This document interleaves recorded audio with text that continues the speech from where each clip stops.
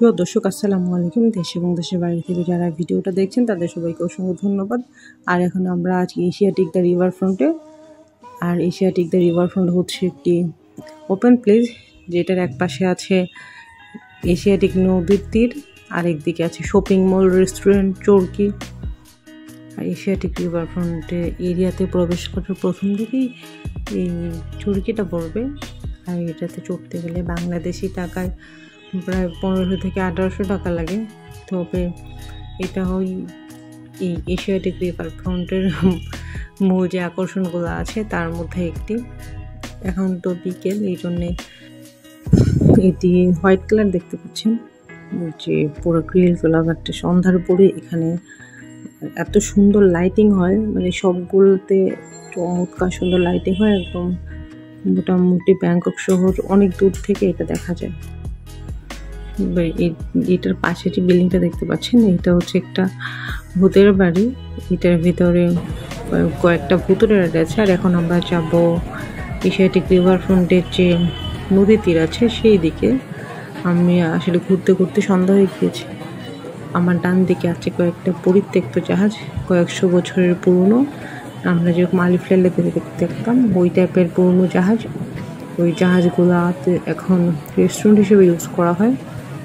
এখানে আগে খাবার অর্ডার করতে হয়, তারপরে শিপে উঠতে দেয়। কারণ অনেক সময় দেখা যায় না খেয়ে শিপে ঘুরে টুরে চলে আসবে, এই জন্য এই সিস্টেমটা করা হয়েছে। তো এই রেস্টুরেন্টগুলোতে এত পরিমাণে ভিড় থাকে, মানে সিরিয়াল ধরে মানে লাইন ধরে উঠতে হয়, এই অবস্থা। তবে এই রেস্টুরেন্টগুলোতে কিন্তু বাইরের যে খোলা রেস্টুরেন্টগুলো আছে ওগুলোতে দাম অনেকটাই বেশি, কারণ ওটা শিপ, এই জন্যে দামটা অলমোস্ট ডাবল রাখা হয়। তবে আমার বাম দিকে কিছু রেস্টুরেন্ট আছে, ওই রেস্টুরেন্টগুলোতে খাবারটা রিজনেবল এবং অনেক টেস্টিও। তার উপর আবার এখানে গিটার বাজিয়ে বাজিয়ে গান শোনানো হয় রেস্টুরেন্টগুলোতে। এখানে ম্যাক্সিমাম রেস্টুরেন্টগুলোতেই সিঙ্গার আনা হয়, যারা গান বাজিয়ে বাজিয়ে গান শোনায়।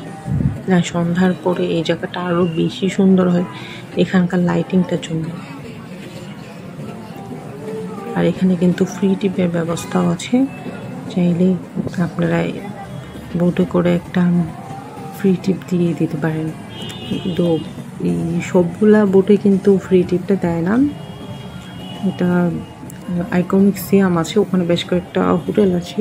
এই হোটেল থেকে এই ফ্রি টিপের ব্যবস্থাটা প্রোভাইড করা হয়, যেন ওই হোটেলে মানুষ যায় এই জন্যেই। তো আপনি যদি এই ফ্রি টিপটা উঠতে চান তাহলে বিকেল 4টার মধ্যে চলে আসতে হবে, কারণ 4টা থেকে অনেক সময় 9টা, অনেক সময় 11টা পর্যন্ত এই বোটিংয়ের ব্যবস্থাটা থাকে। তো আমরা এরকম একটা ফ্রি বোটিংয়ে উঠেছি, নদী উঠে তারপর নদী সৌন্দর্য দেখতে দেখতে যাচ্ছি। নদীটা মাঝে মাঝে শান্ত থাকে, যখন বাতাস আসে তখন নৌকাটা অনেক দূর, তো যতই দূর যথেষ্ট সেফ ছিল আমাদের এই নৌকা ভ্রমণটা।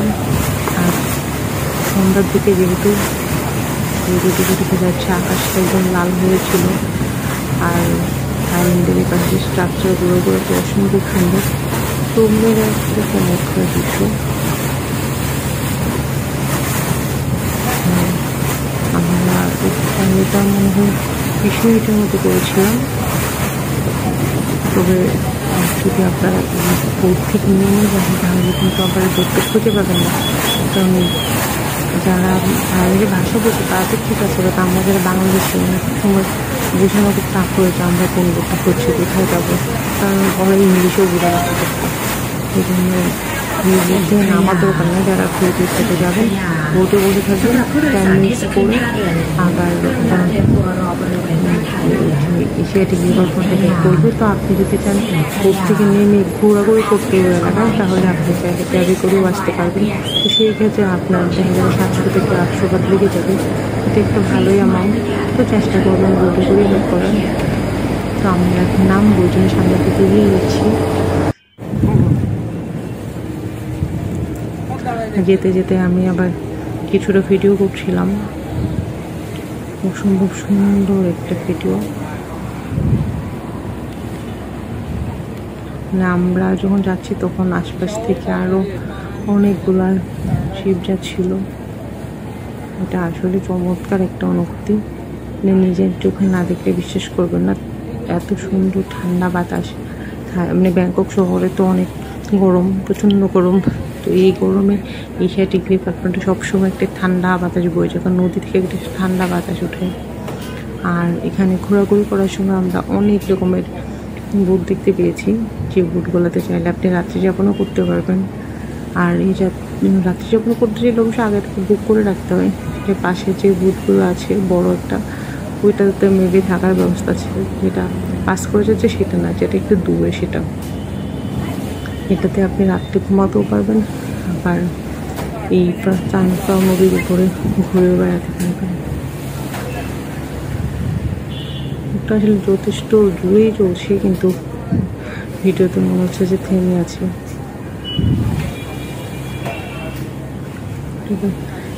যখন আমরা জার্নিটা শুরু করি তখন নদীতে ঢেউটা একটু কম ছিল, বাট এখন মনে হচ্ছে ভালোই ঢেউ হচ্ছে,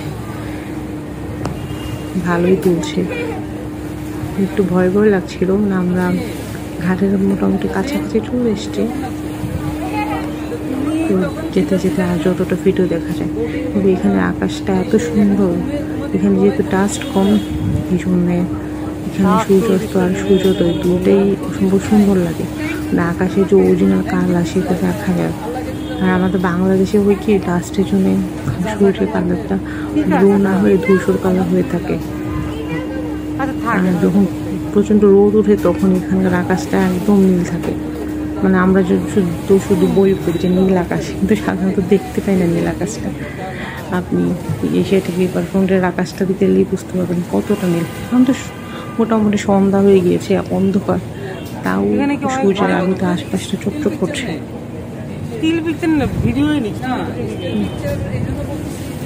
এশিয়াটিক রিভারফ্রন্টের একটা শপিং মল আছে, শপিং করতে পারেন। তো জিনিসপত্রের দামটা একটু বেশি শপিং মলের ভিতরে। আপনার শপিং যদি নাও করেন তাহলে ওখানে সেলফির ব্যবস্থা আছে, আর কতগুলো বারবি ড্রেস আছে, ওই ড্রেসগুলো পরে আপনারা ছবি তুলতে পারেন। ওই ড্রেসগুলো হচ্ছে ফ্লাওয়ারের তৈরি, আর ফ্লাওয়ারটা যে স্মেল, ওইটা এয়ার ফ্রেশনার দিয়ে স্মেল দিয়ে রেখেছে, এই জন্য আপনি যখন ড্রেসটার কাছে যাবেন তখন ডিফারেন্ট স্মেল আসবে আপনার কাছে। ড্রেসটা পরার পরে মনে হয় যে ড্রেসটা বোধহয় আপনার। ড্রেসগুলো হচ্ছে যে ডিজনি ওয়ার্ল্ডের যে বারবি গাউনগুলো থাকে ওই গাউনগুলো, বাট বিশাল বিশাল সাইজে, অনেক সুন্দর ড্রেসগুলো। তো আমরা মোটামুটি আমাদের গন্তব্যে চলে এসেছি, খাতে এখানে আমরা রেখে দিতে হবে। আল্লাহ হাফেজ।